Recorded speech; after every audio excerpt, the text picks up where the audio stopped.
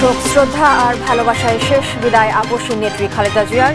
পূর্ণ রাষ্ট্রীয় মর্যাদায় দাফন, স্বামীর পাশে চিরনিদ্রায় শায়িত।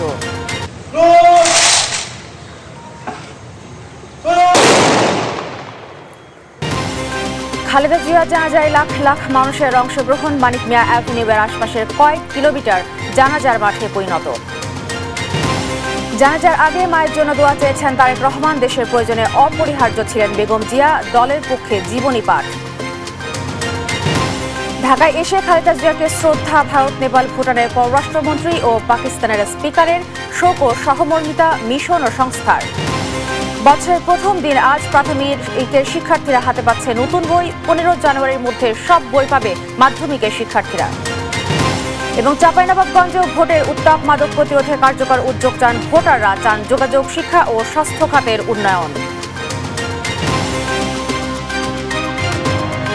এই অবস্থায় পড়তে না চাইলে ব্যবহার করুন রেইনবো ড্যাম প্রোটেক্টর। ইলাস্টোমের ইমালশন থাকায় দেয়াল থাকে damp proof rainbow paints, colour of joy. সংবাদ সকালে দেখছিলেন সুপার বোর্ড শিরোনামগুলো। আপনাদের সাথে আছি আমি রিপা খন্দকার।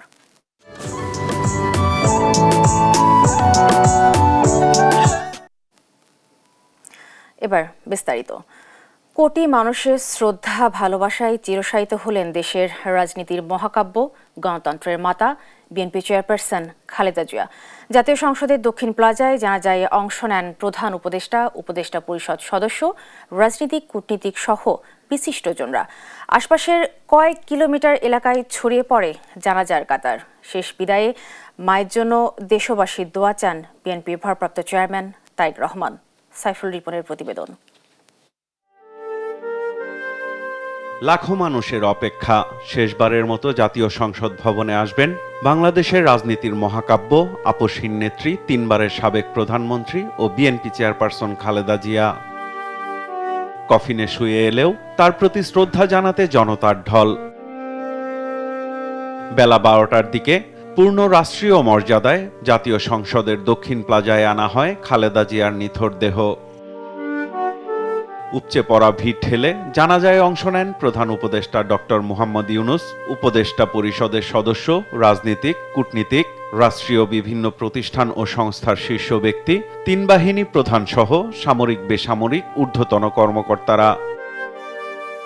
কাঁধে কাঁধ মিলিয়ে জানাজায় প্রধান উপদেষ্টার পাশে দাঁড়ান খালেদা জিয়ার বড় ছেলে তারেক রহমান সহ বিভিন্ন দলের প্রধান ও বিশিষ্টজনেরা। আল্লাহু আকবার। নামাজ পরিচালনা করেন জাতীয় মসজিদ বাইতুল মোকাররমের খতিব মুফতি আব্দুল মালেক। ততক্ষণে জানাজার কাতার ছাড়িয়েছে মানিক মিয়া এভিনিউ, বিজয় সরণি, আগারগাঁও, ফার্মগেট, কারওয়ান বাজার সহ আশেপাশের কয়েক কিলোমিটার। জানাজা স্থল রূপ নেয় জনসমুদ্রে।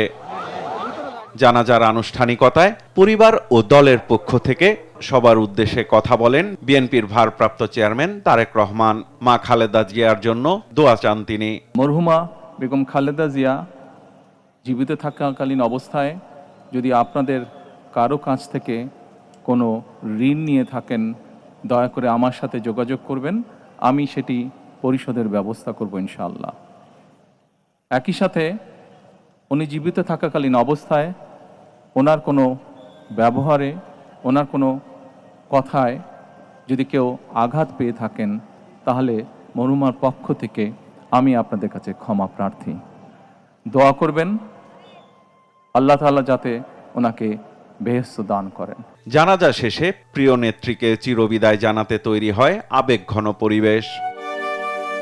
চোখের জলে প্রিয় নেত্রীকে বিদায় দিলেন দলমত নির্বিশেষে সব শ্রেণী পেশার মানুষ।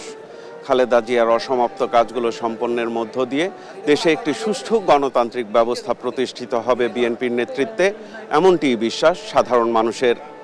সাইফুল রিপন, দেশ টিভি, ঢাকা।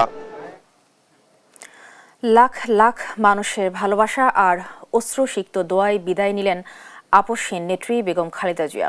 চিরনিদ্রায় শায়িত হলেন স্বামী শহীদ রাষ্ট্রপতি জিয়াউর রহমানের কবরের পাশে। বুধবার বিকেলে রাষ্ট্রীয় মর্যাদায় তাকে সমাহিত করা হয়। এ সময় নিজ হাতে বাঁকে কবরে নামান ছেলে তারেক রহমান। দাফন শেষে রাষ্ট্রপতি, প্রধান উপদেষ্টার পক্ষে ও 3 বাহিনী প্রধান সহ সরকারের শীর্ষ ব্যক্তিবর্গ ফুল দিয়ে শ্রদ্ধা জানান। মাকদুরা মিতিকে নিয়ে আরও জানাচ্ছেন তৌফিক মাহমুদ মুন্না। দীর্ঘ কারাবাস, অসুস্থতার দেয়াল ভেঙে চিরনিদ্রায় শায়িত হলেন এক মহিষী নারী, আর এ বিষাদে ভাসল পুরো জাতি। জানাজার নামাজ শেষে বিকাল 4:15টার দিকে সংসদ ভবন থেকে আইনশৃঙ্খলা রক্ষাকারী বাহিনীর কড়া নিরাপত্তায় জাতীয় পতাকায় মোড়া লাশবাহী গাড়িতে করে মরদেহ দেওয়া হয় জিয়া উদ্যানে, আর সেখানে ফ্রিজার ভ্যান থেকে নামানো হয় তার মরদেহ। পরে ফুলে মোড়ানো ভ্যানে বেগম খালেদা জিয়ার মরদেহ আনা হয় সমাধি চত্বরে। এ সময় বেগম খালেদা জিয়ার মরদেহবাহী কফিন 3 বাহিনীর সদস্যরা কাঁধে তুলে নেন কবরের পাশে। দাফনের জন্য নিজ হাতে মায়ের মরদেহ কবরে নামান বিএনপির ভারপ্রাপ্ত চেয়ারম্যান তারেক রহমান, আর সেখানে চিরনিদ্রায় শায়িত হন আপসের নেত্রী বেগম খালেদা জিয়া। পরে একে একে জুবাইদা রহমান, জাইমা রহমান, আরাফাত রহমান স্ত্রী শর্মিলা রহমান সহ পরিবারের সদস্যরা সাবেক প্রধানমন্ত্রীর কবরে মাটি দেন।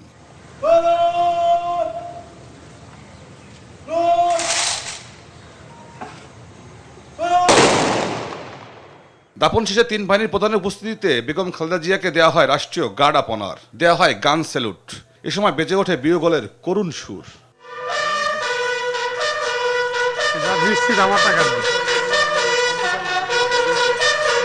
পরে রাষ্ট্রপতি ও প্রধান উপদেষ্টার পক্ষ থেকে বেগম খালেদা জিয়ার কবরে ফুল দিয়ে শ্রদ্ধা জানান। পরে 3 বাহিনীর প্রধানরা ফুল দিয়ে শ্রদ্ধা জ্ঞাপন করেন। এ সময় বিএনপির পক্ষে ফুল দেন দলের ভারপ্রাপ্ত চেয়ারম্যান তারেক রহমান। পরে একে একে আইন উপদেষ্টা আসিফ নজরুল, স্বরাষ্ট্র উপদেষ্টা জাহাঙ্গীর আলম ও পরিবেশ উপদেষ্টা সৈয়দা রেজানা হাসান ফুল দিয়ে শ্রদ্ধা জানান। দাপন শেষে 1 মিনিটের জন্য নীরবতা পালন করা হয়। দীর্ঘ রাজনৈতিক জীবনে বেগম খালেদা জিয়া দেশের রাজনীতিতে গুরুত্বপূর্ণ ভূমিকা রাখেন। তার দাফনের মধ্য দিয়ে জিয়া উদ্যানে পরিসমাপ্তি ঘটল এক বর্ণাঢ্য ঘটনাবহুল রাজনৈতিক অধ্যায়ের। তৌফিক মাহমুদ মুন্না, দেশ টিভি, ঢাকা। রাজনীতিতে খালেদা জিয়ার আগমন আকস্মিক হলেও দেশের জন্য তিনি অপরিহার্য ছিলেন। জানাজার স্থলে প্রয়াত নেত্রীর রাজনৈতিক জীবনীতে একথা বলেন বিএনপির স্থায়ী কমিটির সদস্য নজরুল ইসলাম খান। আর তার কর্মপ্রেরণায় দেশ ও দলকে এগিয়ে নেয়ার প্রত্যয় জানান নেতাকর্মীরা। তামিম মাহবুবের রিপোর্ট। এ যেন ইতিহাসের পুনরাবৃত্তি। ৪৪ বছর আগে একই স্থানে লাখো মানুষ শহীদ রাষ্ট্রপতি জিয়াউর রহমানকে শেষ বিদায় জানিয়েছিলেন। বৃহস্পতিবার সেই জাতীয় সংসদ এলাকায় সাবেক প্রধানমন্ত্রী ও বিএনপি চেয়ারপারসন খালেদা জিয়ার জানাজা পড়ানো হয়। জানাজার শুরুতে বক্তব্য রাখেন বিএনপির স্থায়ী কমিটির সদস্য নজরুল ইসলাম খান। তুলে ধরেন গণতন্ত্র, সার্বভৌমত্ব ও জনগণের অধিকার রক্ষার সংগ্রামে খালেদা জিয়ার আপসহীন সংগ্রামের ইতিহাস। বলেন, খালেদা জিয়ার রাজনীতিতে আগমন আকস্মিক হলেও অনিবার্য ছিল। দেশনেত্রী বেগম খালেদা জিয়ার রাজনীতিতে আগমন ছিল আকস্মিক, কিন্তু দেশের প্রয়োজনে তা ছিল অনিবার্য। দেশ ও দেশের মানুষের স্বার্থ রক্ষায় চির আপসহীন দেশনেত্রী দেশ বিদেশের কোনো অপশক্তির সামনে কখনো মাথা নত করেননি। কোনো প্রলোভন, কোনো ষড়যন্ত্র বা হুমকি তাকে তার জীবনের শেষ দিন অবধি আপোষের পথ বেছে নিতে বাধ্য করতে পারেনি। খালেদা জিয়ার মৃত্যুতে শেখ হাসিনা দায়ের কথাও তুলে ধরেন তিনি। তার রাজনৈতিক প্রতিপক্ষ রাজনৈতিকভাবে মোকাবেলা করতে ব্যর্থ হয়ে তাকে ব্যক্তি শত্রু হিসাবে গণ্য করা শুরু করে। এই মৃত্যুর দায় থেকে ফ্যাসিবাদী হাসিনা কখনো মুক্তি পাবে না। আর দেশের জন্য খালেদা জিয়ার অবদান কৃতজ্ঞতার সঙ্গে স্মরণ করেন নেতাকর্মীরা। চেয়ারপারসনের কর্মপ্রেরণায় দেশকে এগিয়ে নেওয়ার প্রত্যয় জানান তারা। তিনি দেশের মানুষ, দেশের স্বাধীনতা, সার্বভৌমত্ব প্রত্যেকটি বিষয়ে ছিলেন আপসহীন। সম্মান তিনি অর্জন করেছেন দীর্ঘদিনের রাজনৈতিক জীবনের তার চলার পথে। তিনি কখনো অন্যায়ের সাথে আপোষ করেন নাই। ব্যক্তির চেয়ে দল বড়, দলের চেয়ে দেশ বড়, সেই নীতি এবং আদর্শকে সামনে নিয়েই তিনি কাজ করেছেন। উনি ওনার নিজের জীবনের শেষ নিঃশ্বাসটুকু মানুষের কল্যাণে ব্যয় করে গেছেন। এটাই হচ্ছে আমাদের চলার পথের পাথেয়। সশরীরে না থাকলেও আন্দোলন সংগ্রামে আজীবন অনুপ্রেরণা যোগাবেন খালেদা জিয়া, এমনটাই বলছেন নেতাকর্মীরা। তামিম মাহবুব, দেশ টিভি, ঢাকা।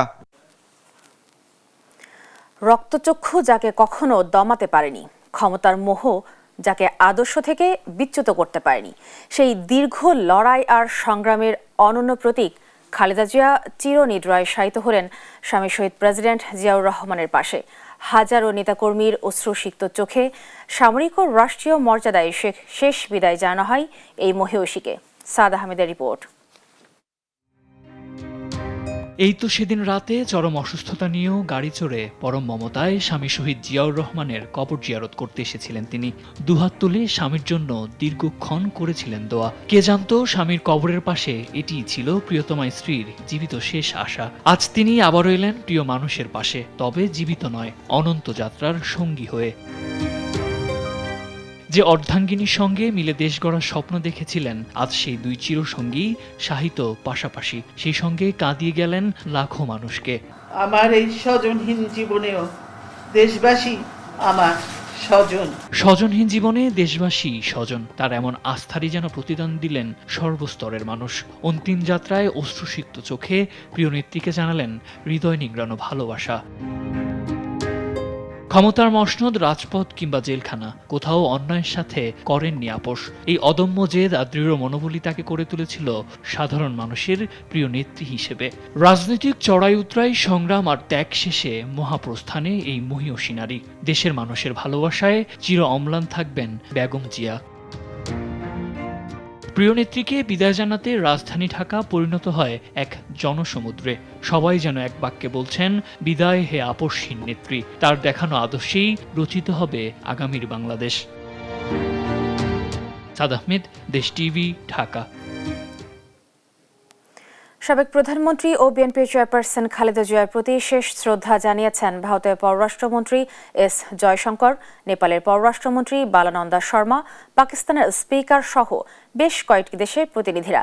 সংসদ ভবনের দক্ষিণ প্লাজায় তার জানাজায় অংশ নেন যুক্তরাষ্ট্র, যুক্তরাজ্য, রাশিয়া, কানাডা, অস্ট্রেলিয়া, চীন, জাপান, কোরিয়া সহ বিভিন্ন দূতাবাস, মিশন ও সংস্থার প্রতিনিধিরা। মুক্তা মাহমুদের প্রতিবেদন।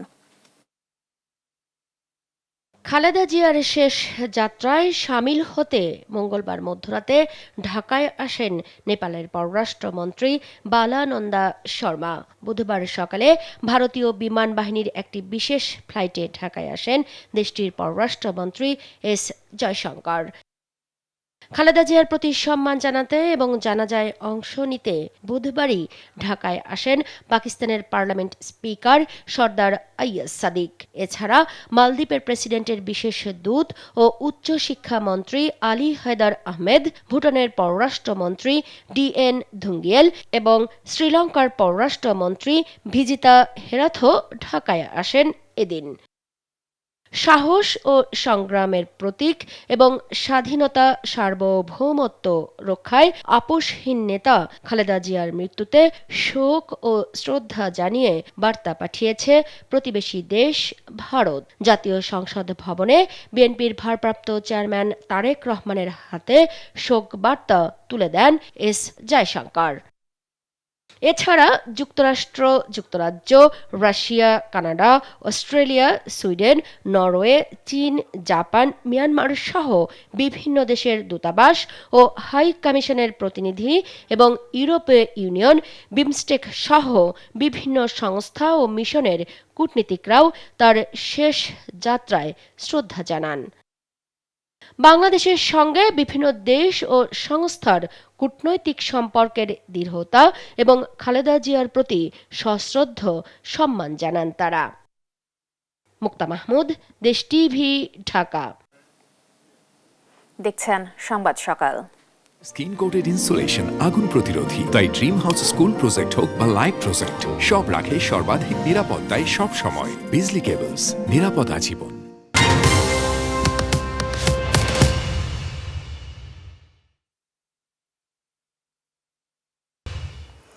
দেখছেন সংবাদ সকাল।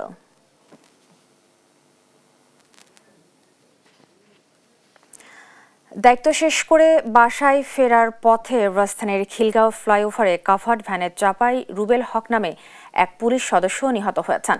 বুধবার রাত 12:15টার দিকে এই দুর্ঘটনা ঘটে। নিহত রুবেল হক রাজারবাগ পুলিশ লাইনে নায়ক হিসেবে কর্মরত ছিলেন। খিলগাঁও থানার ভারপ্রাপ্ত কর্মকর্তা মোহাম্মদ শফিকুল ইসলাম জানান, রাতে রুবেল হক মোটরসাইকেলে করে খিলগাঁও ফ্লাইওভার দিয়ে যাচ্ছিলেন। এ সময় একটি দ্রুতগামী কাভার্ড ভ্যান তাকে চাপা দিলে ঘটনাস্থলেই তিনি প্রাণ হারান। ঘটনার পর ঘাতক কাভার্ড ভ্যানটি জব্দ করা সম্ভব হলেও চালক পালিয়ে গেছে। নিহত পুলিশ সদস্য রুবেল হকের বাড়ি সিরাজগঞ্জ সদর উপজেলার উত্তর কান্দাপাড়া গ্রামে।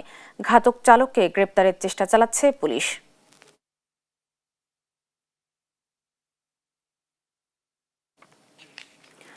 উৎসব না হলেও বছরের প্রথম দিন আজ নতুন বই হাতে পেতে যাচ্ছে প্রাথমিকের শিক্ষার্থীরা। নতুন বইয়ের বিষয়বস্তুতে যুক্ত হয়েছে ২৪-এর গণঅভ্যুত্থান, ছাপানো হয়েছে ২ কোটি গাইড বইও। প্রাথমিক ও গণশিক্ষা মন্ত্রণালয়ের উপদেষ্টা জানিয়েছেন, শতভাগ বই উপজেলা পর্যায়ে পৌঁছেছে। সেই সঙ্গে জানুয়ারির মাঝামাঝিতে মাধ্যমিকের শিক্ষার্থীরা সব বই হাতে পাবে বলছে এনসিটিবি। এইচ দেলোয়ারের ক্যামেরায় ঝর্ণা রায়ের রিপোর্ট। বছরের প্রথম দিন উৎসব করে নতুন বই শিক্ষার্থীদের হাতে তুলে দেওয়ার রীতি শুরু হয় ২০১০ সাল থেকে। কিন্তু গত বছর ভাটা পড়ে এই উৎসবে। কোনো রকম উৎসব ছাড়াই শিক্ষার্থীদের মাঝে বই বিতরণ করা হয়। ব্যতিক্রম হচ্ছে না এবারও। তবে প্রাথমিক ও গণশিক্ষা বিষয়ক উপদেষ্টা ডাক্তার বিধান রঞ্জন রায় বলেছেন, উৎসব না হলেও বছরের প্রথম দিনই বই পাবেন প্রাথমিক শিক্ষার্থীরা। উৎসব করে বই দিচ্ছি না, কিন্তু আমরা ওই স্কুলগুলো নিজেদের উদ্যোগেই তারা তো একটা আনন্দ উৎসবের মধ্যে বইগুলো দেয়, সেইভাবে তারা দেবে। এবং আমরা জানুয়ারির প্রথম দিনেই সবগুলো স্কুলে সবগুলো বই দিতে পারবো বাচ্চাদের। ২০২৬ শিক্ষাবর্ষের জন্য প্রাক প্রাথমিক থেকে পঞ্চম শ্রেণী পর্যন্ত এবার ৮,৫৯,৩৭৯টি বই ছাপা হয়েছে। এরই মধ্যে উপজেলা পর্যায়ে পৌঁছেছে এসব বই। বিষয়বস্তুতে কিছু পরিবর্তনের পাশাপাশি এবার অভিভাবকদের জন্য ২ কোটি গাইড বইও ছাপা হচ্ছে। আমাদের মনে হয়েছে আমাদের অভিভাবকদের জন্য গাইড বই থাকা দরকার। তাদের শিশুদের ডেভেলপমেন্টটা কিভাবে হয় তার যদি একটা আইডিয়া থাকে, তার কাছে কি এক্সপেক্টেড, তার সঙ্গে কেমন আচরণ করা দরকার, কেমনটা করা দরকার না, কিংবা স্কুলের সঙ্গে তাদের সম্পর্কটা কেমন হওয়া উচিত, সেই সব বিবেচনা করে আমরা কিন্তু একটা গাইড বই তৈরি করেছি, অভিভাবক নির্দেশিকা। এবং এই বইটা আমরা ছাপার জন্য এখনই দিয়ে দিচ্ছি। এবং এইটা আমরা যেসব শিশুরা আমাদের প্রাইমারি বই পাচ্ছে, প্রত্যেকের অভিভাবকও আবার ওই গাইড বই পাবে। এদিকে মাধ্যমিকে বছরের প্রথম দিন নতুন বই পৌঁছানো নিয়ে যে জটিলতা দেখা দেয় তা কেটে গেছে বলে জানিয়েছেন জাতীয় শিক্ষাক্রম ও পাঠ্যপুস্তক বোর্ড এনসিটিবির কর্মকর্তারা। তারা বলছেন, বছরের প্রথম দিনেই শিক্ষার্থীরা নতুন বই পাবেন। পয়লা জানুয়ারিতে মাধ্যমিকের প্রত্যেকটা শিক্ষার্থী বই পাবে। হ্যাঁ, এখন সবগুলো বই পাবে কিনা এটা হচ্ছে প্রশ্ন। আমাদের যেটা প্রত্যাশা সেটা হচ্ছে আমরা 70% বই যাবে, আমাদের অ্যাটলিস্ট 70% বই চলে যাবে আপনার 7 এবং 8-এর 1 জানুয়ারিতে। আর 15 তারিখের মধ্যে আমরা আশা করছি জানুয়ারি 15 তারিখের মধ্যে সবগুলো বই যাবে। এছাড়া আমাদের বেল পদ্ধতি যে বইগুলো সেগুলো যাবে 1 তারিখে পাবে শিক্ষার্থীরা। এটা সবসময় দেরি হতো আগে। আমাদের নৃগোষ্ঠীর যে বইগুলো আছে সেগুলো দেরি হতো আগে, সেগুলো 1 তারিখে যাবে। আমাদের কারিগরি যে বইগুলো সেগুলো যাবে। আমি মনে করি যে আমরা খুবই ভালো একটা অবস্থানে আছি। ২০২৬ শিক্ষাবর্ষের জন্য মাধ্যমিক পর্যায়ে 11.5 কোটি পাঠ্য বই ছাপানোর কথা রয়েছে। ঝর্ণা রায়, দেশ টিভি, ঢাকা।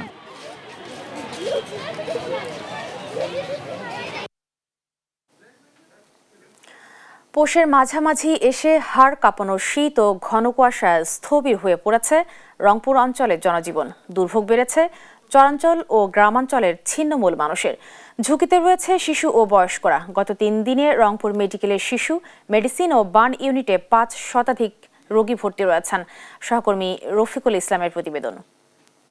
অ্যাজমা আর হাঁপানি ছিল, দীর্ঘদিনে এই রোগে ভুগছে। আমার বাচ্চার নিউমোনিয়া, আজ প্রায় 4-5 দিন থেকে গ্যাস দিতেছি, ইনজেকশন দিতেছি, কোনো কাজে হইতেছে না। এমন অসহায় অভিজ্ঞতার কথা বলছিলেন হাসপাতালে ভর্তি শিশুর অভিভাবকরা।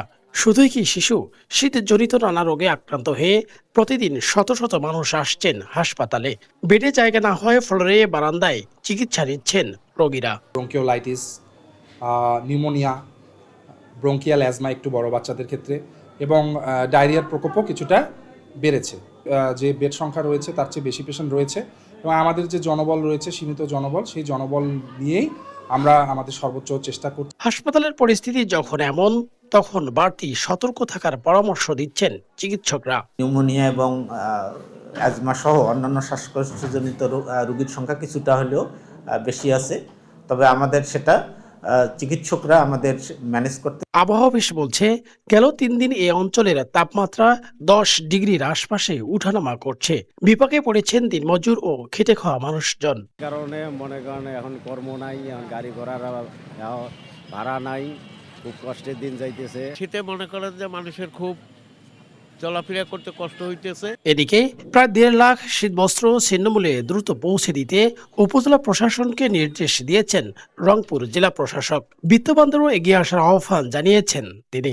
ছিন্নমূল মানুষ, এই জাতীয় বিভিন্ন ক্লাস্টার, বিভিন্ন গ্রুপ যারা রয়েছেন তাদের মধ্যে কিন্তু আমরা কম্বল বিতরণ করে এই যে শীতের কষ্ট, সেই শীতের কষ্টটিকে কমিয়ে আনার জন্য আমরা কিন্তু যথাসাধ্য চেষ্টা চালিয়ে যাচ্ছি। এই চলমান কাজটি আমরা অব্যাহত রয়েছে এবং আমরা আমাদের এই যে শীত সিজন, এই শীত সিজন হয়তো সামনে যতদিন আছে এই চলমান কাজটি আমরা অব্যাহত রাখবো বলে আশা করছি। রফিকুল ইসলাম, দেশ টিভি, রংপুর। উত্তরাঞ্চলে শীত বাড়ছেই, ঘন কুয়াশার কারণে জনজীবনে নেমে এসেছে দুর্ভোগ। এ নিয়ে বিস্তারিত জানাতে পঞ্চগড় থেকে যুক্ত হচ্ছেন সহকর্মী রাশিদুজ্জামান বাবু। বাবু, আপনি জানাবেন উত্তরাঞ্চলে শীতের তীব্রতা কেমন দেখছেন, সেখানকার খেটে খাওয়া সাধারণ মানুষ কি বলছে, আর তাদের এই শীতের কারণে দুর্ভোগ কেমন পোহাতে হচ্ছে তাদেরকে? Happy new year.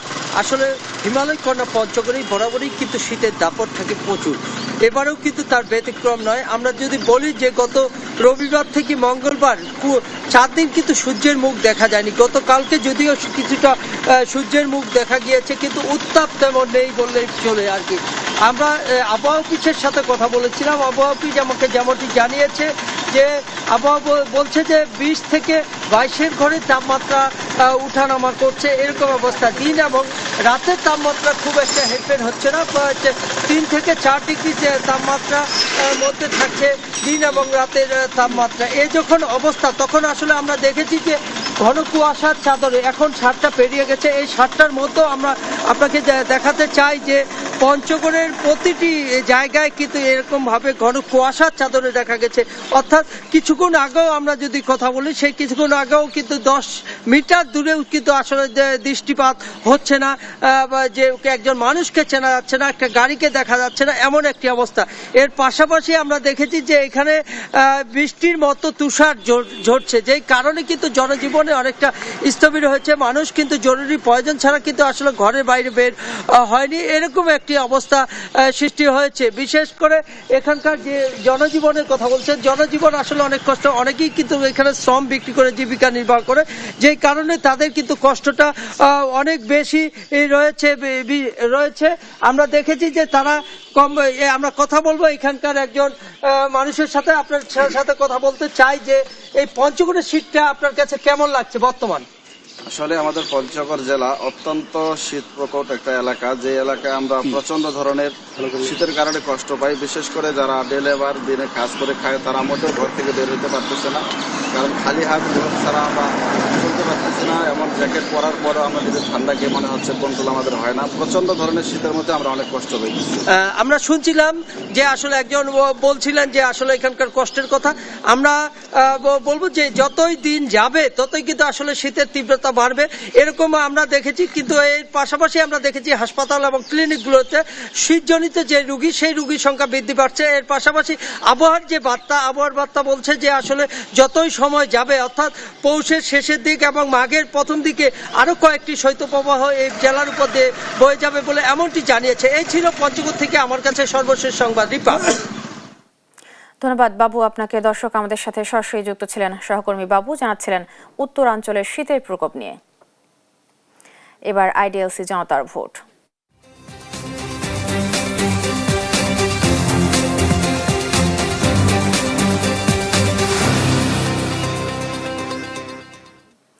সীমান্ত ঘেঁষা উত্তরের জেলা চাঁপাইনবাবগঞ্জ। সুমিষ্ট আমের জন্য বিশ্বজুড়ে খ্যাতি থাকলেও এখন জেলা জুড়ে আলোচনার কেন্দ্রে রাজনীতি। আসন্ন জাতীয় নির্বাচন সামনে রেখে সাধারণ ভোটারদের ভাবনায় প্রাধান্য পাচ্ছে দীর্ঘদিনের অবহেলিত স্বাস্থ্য ও শিক্ষা খাতের উন্নয়ন এবং মাদকের বিস্তার রোধ।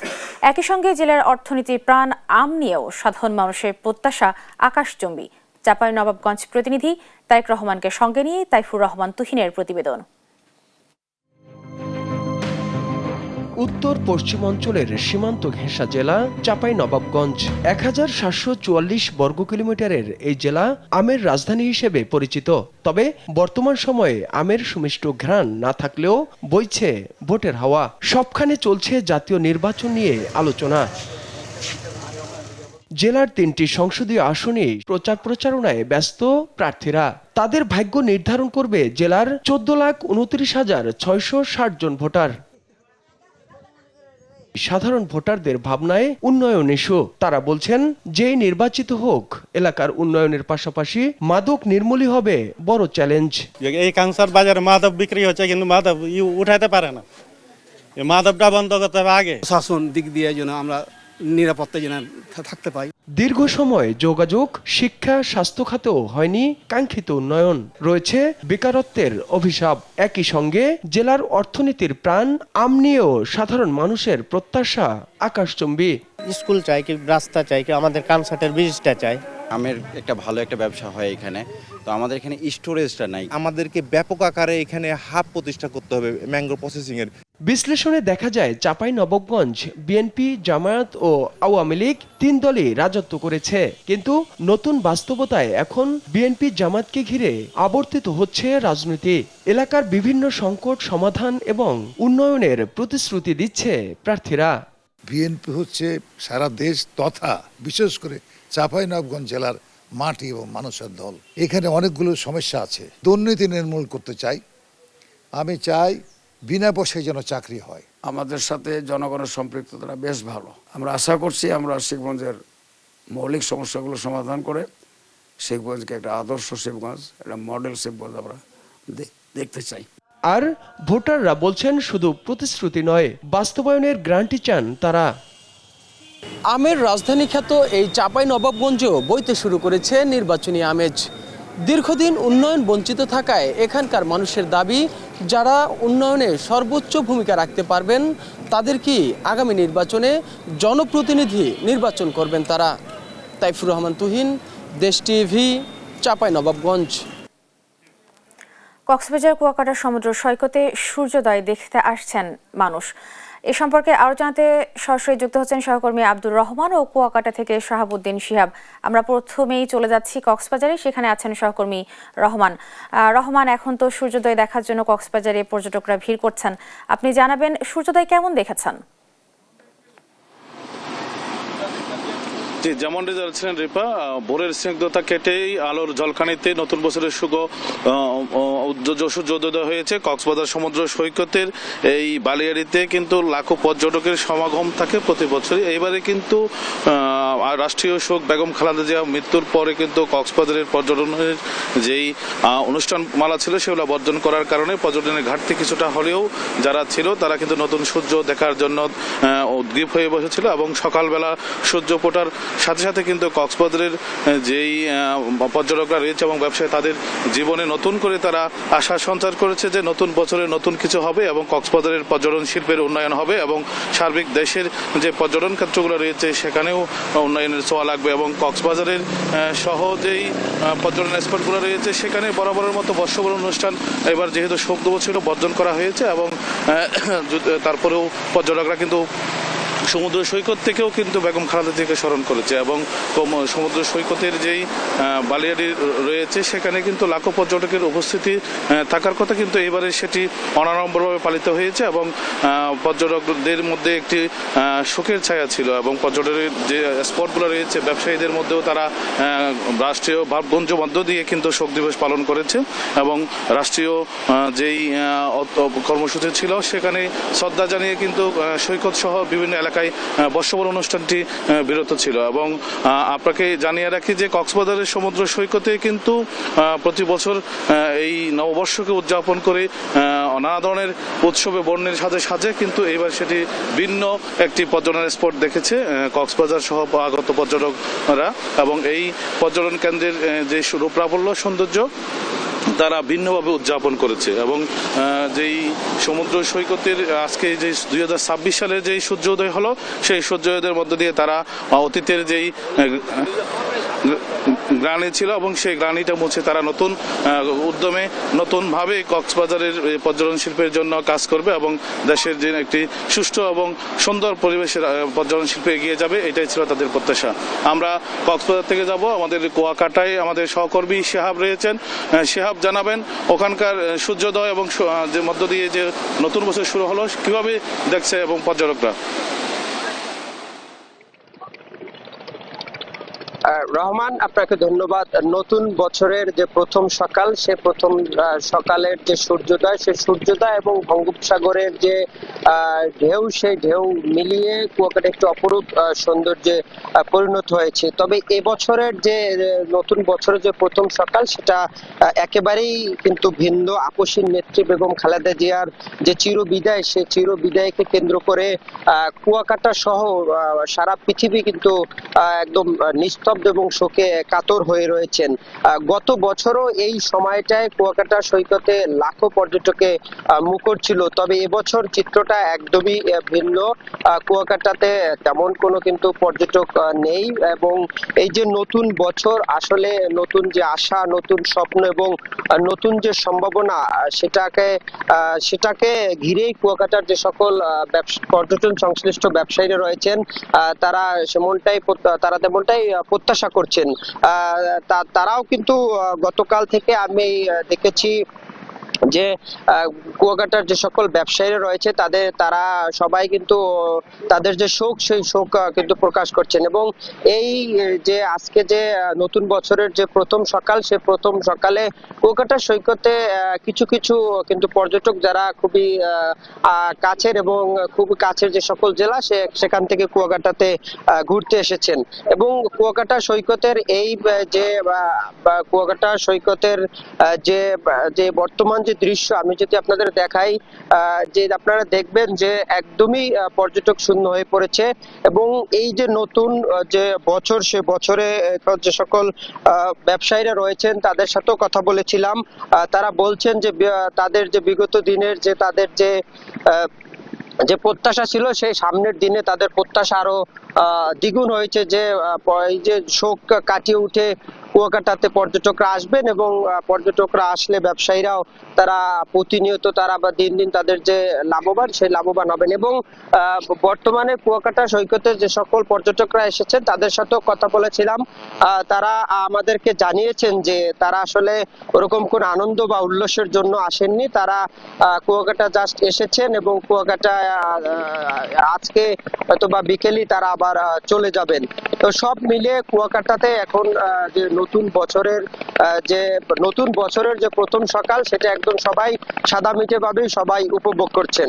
তো কুয়াকাটা থেকে নতুন বছরের যে প্রথম যে সূর্যোদয়, এ বিষয়ে আমার কাছে এই ছিল সর্বশেষ। দীপা, ধন্যবাদ আব্দুর রহমান ও শিহাব আপনাদেরকে। দর্শক, কুয়াকাটা ও কক্সবাজার থেকে আমাদের সাথে সরাসরি যুক্ত ছিলেন আমাদের সহকর্মীরা।